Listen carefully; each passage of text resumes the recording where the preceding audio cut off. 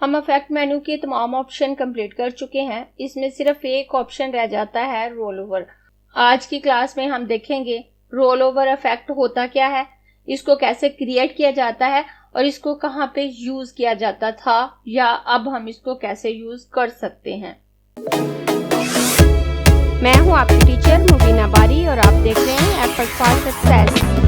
मज़ीद वीडियोस और अपडेट के लिए आप हमारी वेबसाइट विजिट कर सकते हैं। उसके अलावा आप हमें हमारे फेसबुक पेज पर भी फॉलो कर सकते हैं।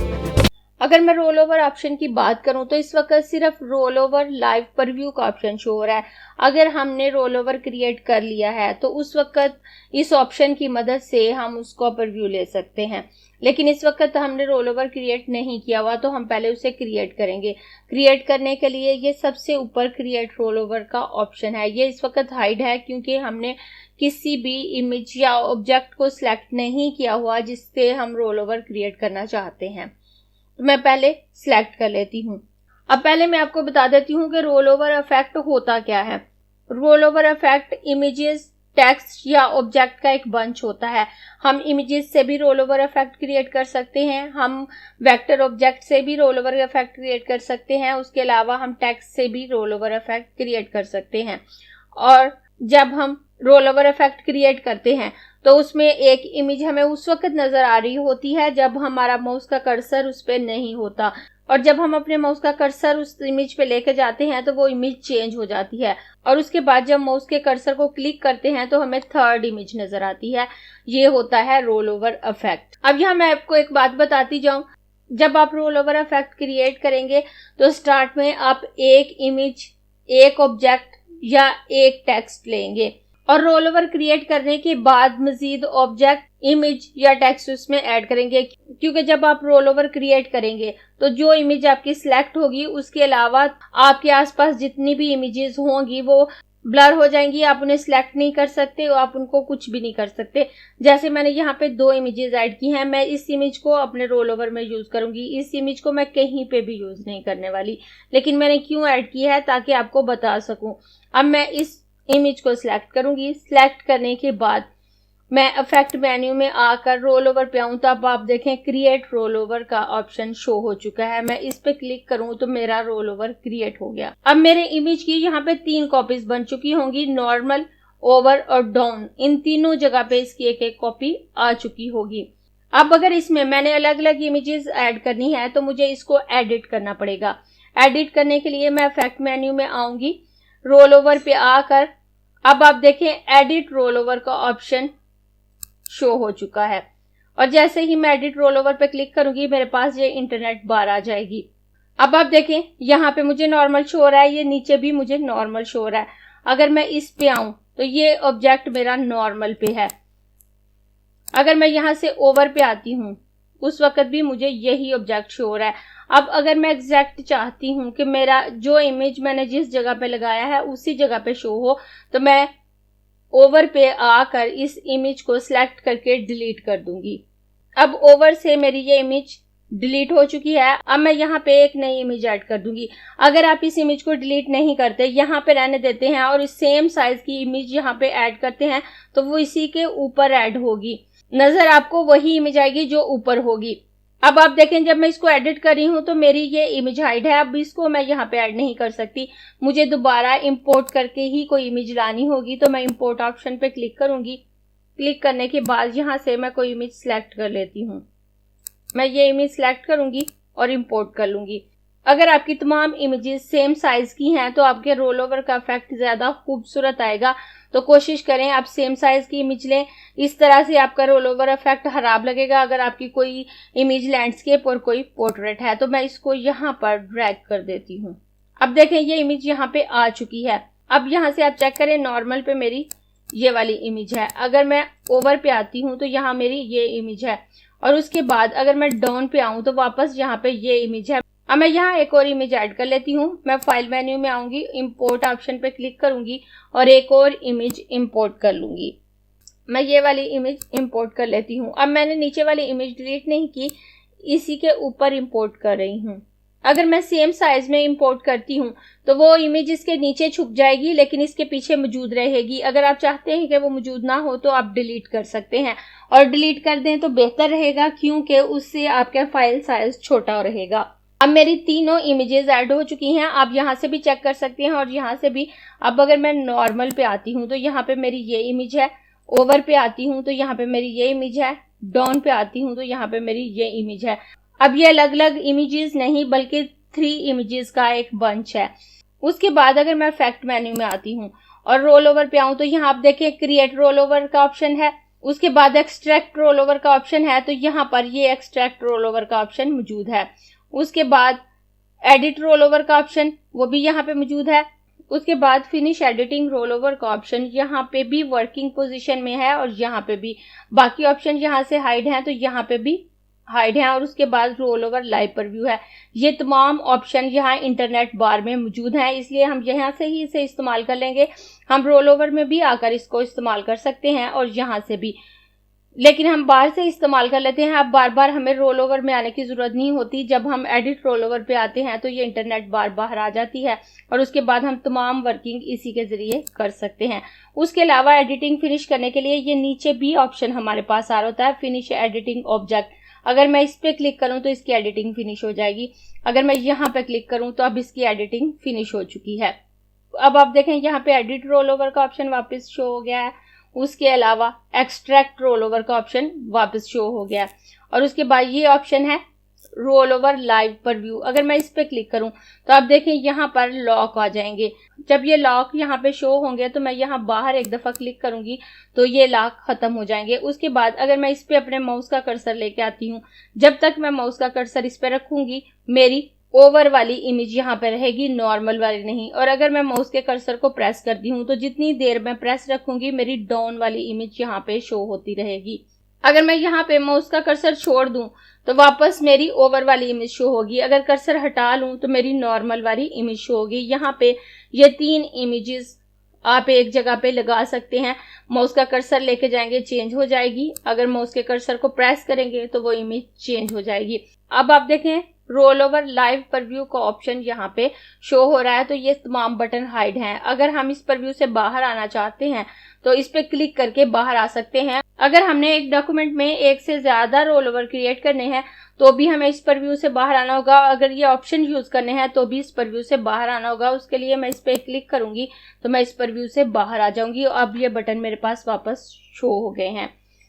इन बटन को हम बाद में देखते हैं। पहले मैं आपको नेक्स्ट पेज पे टेक्स्ट और ऑब्जेक्ट से रोल ओवर क्रिएट करके दिखाती हूँ। मैं यहाँ एक और पेज क्रिएट कर लेती हूँ। पेज क्रिएट करने के बाद मैं यहाँ पर एक पॉलीगॉन ड्रॉ करूंगी और इसमें कलर फिल कर देती हूँ और इसके अंदर एक और पॉलीगॉन ड्रॉ करके इसमें भी कलर फिल कर देती हूँ।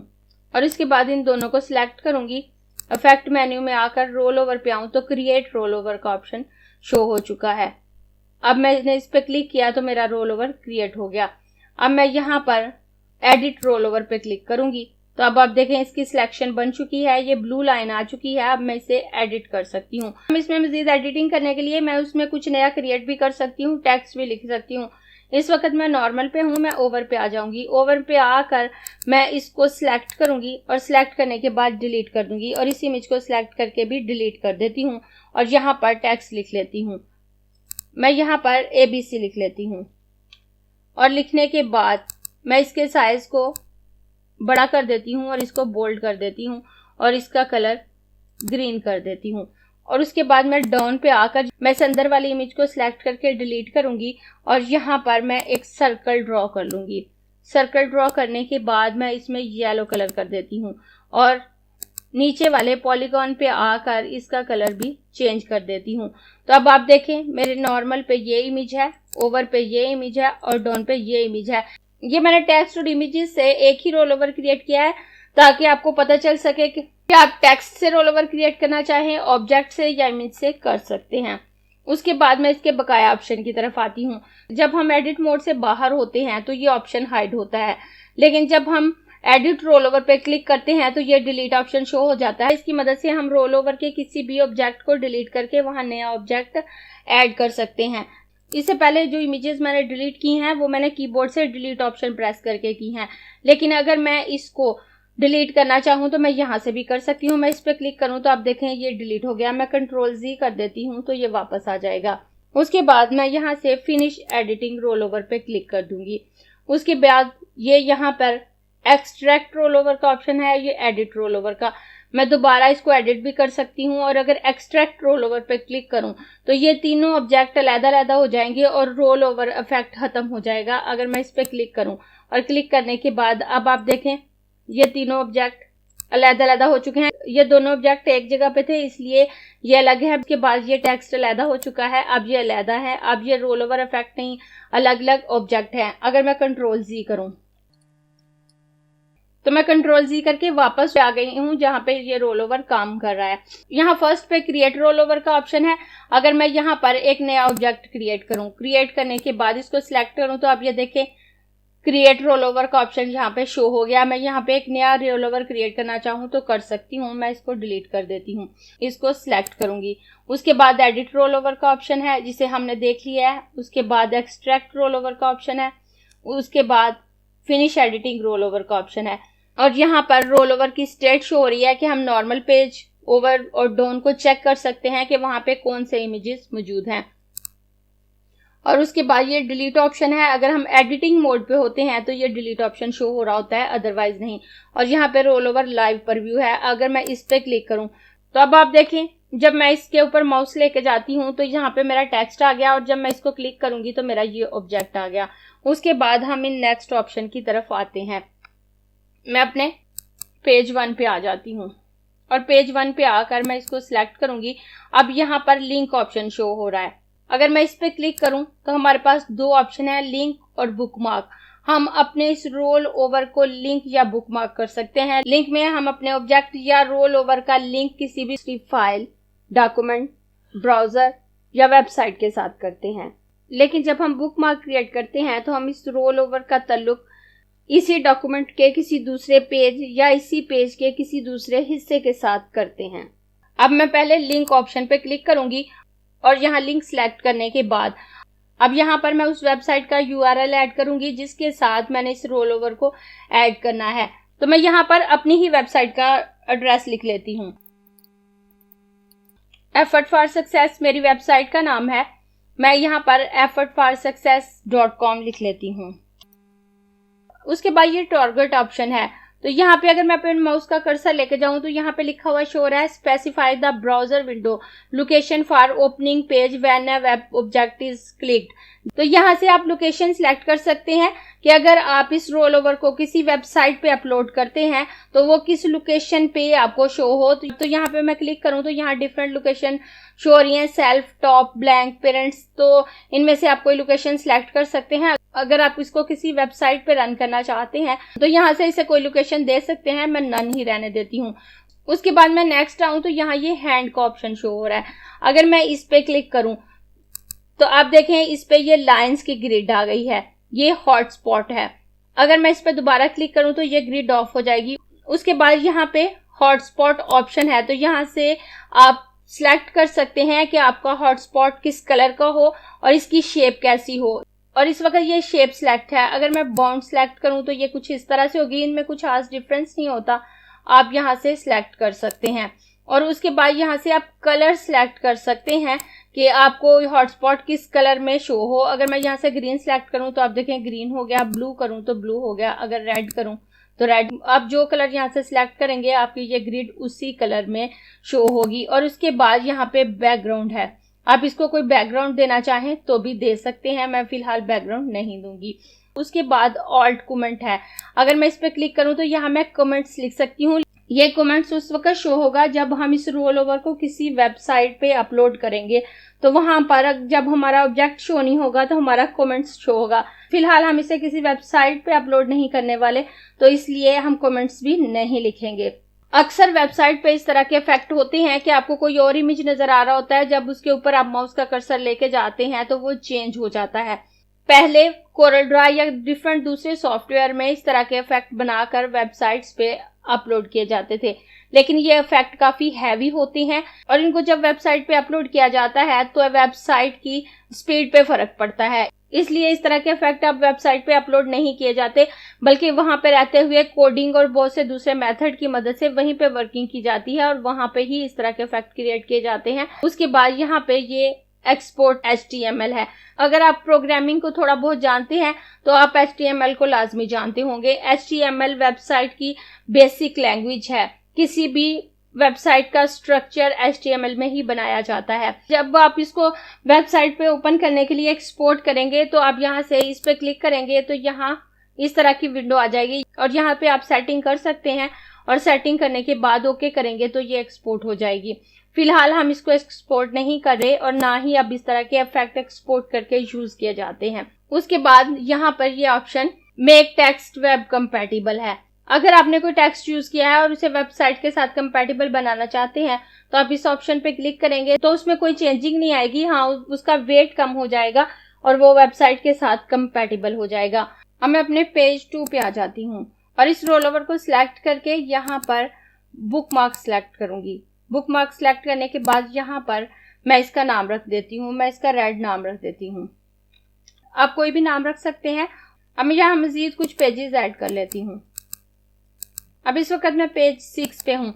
अब मैं इस लिंक को कैसे देख सकती हूँ, उसके लिए मैं विंडो मेन्यू में आऊंगी और यहाँ से डॉकर पे आकर यहाँ पे लिंक एंड बुकमार्क के ऑप्शन पे क्लिक करूँ तो यहाँ पे मेरे पास लिंक एंड बुकमार्क का डॉकर आ जाएगा। अब आप देखें रेड नाम से ये बुकमार्क यहाँ पे आ चुका है और effortforsuccess.com के नाम से ये लिंक मेरे पास आ चुका है।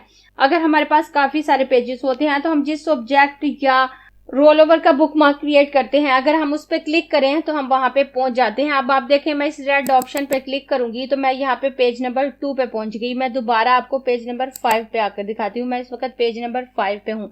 मैं इस रेड ऑप्शन पर डबल क्लिक करूंगी तो मैं यहाँ पे पहुंच जाऊंगी। अब यहाँ पर मैं रेड ऑप्शन पे हूँ। मैं पेज 1 पे आऊंगी। पेज 1 पे आकर अगर हमने काफी सारे लिंक ऐड किए हैं तो हम जिस ऑब्जेक्ट को सिलेक्ट करेंगे हमें पता चल जाएगा कि उसका लिंक कहाँ पे है। देखिए मेरा कोई भी लिंक सिलेक्ट नहीं है तो मैं यहाँ पे क्लिक करूंगी तो मेरा ये लिंक सिलेक्ट हो जाएगा। और अगर मैं दोबारा इस सिलेक्शन को खत्म करती हूँ और अगर मैं यहाँ पे क्लिक करूंगी तो भी ये सिलेक्ट हो जाएगा। और इसको ओपन करने के लिए मैं यहाँ पर ओपन लिंक के ऑप्शन पे क्लिक करूंगी तो मेरी वेबसाइट ओपन हो जाएगी, क्योंकि यहाँ पर मैंने अपनी वेबसाइट का एड्रेस दिया है। तो आप देखें यहाँ पर मेरी वेबसाइट ओपन हो चुकी है।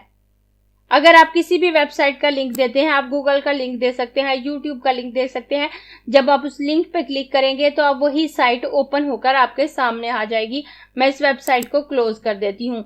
अगर आप बुकमार्क क्रिएट करते हैं, जब आप उस बुकमार्क पे डबल क्लिक करेंगे तो आप जहां मर्जी अपने डॉक्यूमेंट में मौजूद हों, आप उस रोल ओवर पर पहुंच जाएंगे जिसका बुकमार्क आपने क्रिएट किया है। और अगर आप लिंक क्रिएट करते हैं तो जब उस ऑब्जेक्ट को सिलेक्ट करेंगे या उस लिंक को सिलेक्ट करके ओपन करेंगे तो आपका वो लिंक ओपन हो जाएगा। चाहे आपने अपनी किसी वेबसाइट का लिंक दिया है, चाहे आपने किसी और की वेबसाइट का लिंक दिया है, आपने यूट्यूब, गूगल, फेसबुक, किसी भी चीज का लिंक दिया है, वो ओपन होकर आपके सामने आ जाएगी।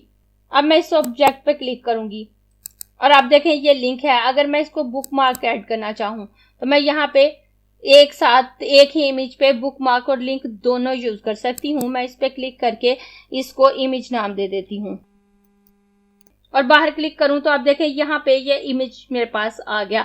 अब इस एक रोल ओवर के साथ मैंने लिंक और बुकमार्क दोनों ऐड किए हैं। मैं अपने पेज नंबर 4 पे आ जाती हूँ। अब आप देखें मैं उस पेज पे जाना चाहूँ तो मैं इस इमेज पर डबल क्लिक करूंगी तो मैं यहाँ पर आ जाऊंगी और जब ये सिलेक्ट हुआ है तो ये दोनों ऑप्शन सिलेक्ट हो गए कि इसका लिंक भी है और इसका बुकमार्क भी। इस तरह से आप किसी भी रोल ओवर को लिंक कर सकते हैं, बुकमार्क कर सकते हैं या सेम टाइम दोनों ऑप्शन यूज कर सकते हैं। बेशक रोल ओवर इफेक्ट वेबसाइट पे अपलोड नहीं होते, लेकिन हम इन्हें किसी और पर्पज के लिए यूज कर सकते हैं और बहुत इफेक्टिवली यूज कर सकते हैं। ऐसा नहीं है कि ये बिल्कुल यूजलेस है। आप इनको इस तरह से यूज कर सकते हैं कि अगर आपने एक डॉक्यूमेंट तैयार किया है, जब हम अपने क्लाइंट के लिए काम करते हैं, कोई लोगो बनाते हैं, कोई वर्क करते हैं, तो वहां पे अक्सर हम लोगों के 2-3 वर्जन बना के उनको देते हैं कि वो उनमें से सिलेक्ट कर लें। अगर हम उस किस्म का कोई काम कर रहे हैं या डॉक्यूमेंट में कोई इमेज लगानी है और हम कंफ्यूज हैं कि कौन सी लगाएं, या हम अपने बॉस को वर्किंग दिखाना चाहते हैं या फिर हम अपने क्लाइंट को दिखाना चाहते हैं, तो उस तरह से ये इफेक्ट लगा सकते हैं और हम उसी जगह पे वो 3 इमेजेस दिखाकर चेक कर सकते हैं कि कौन सी इमेज ज्यादा अच्छी लगेगी। या फिर ऑफिस में जब हम काम कर रहे होते हैं और सेम प्रेजेंटेशन हमने अपने बॉस को भी दिखानी होती है और वर्कर्स को भी, लेकिन वर्कर को कोई और इमेज दिखाना होता है और बॉस को कोई और, तो इस तरह के इफेक्ट से हम हेल्प ले सकते हैं। अगर आपको ये क्लास पसंद आई है तो लाइक कीजिए, अपने दोस्तों के साथ शेयर भी कीजिए ताकि वो भी सीख सकें।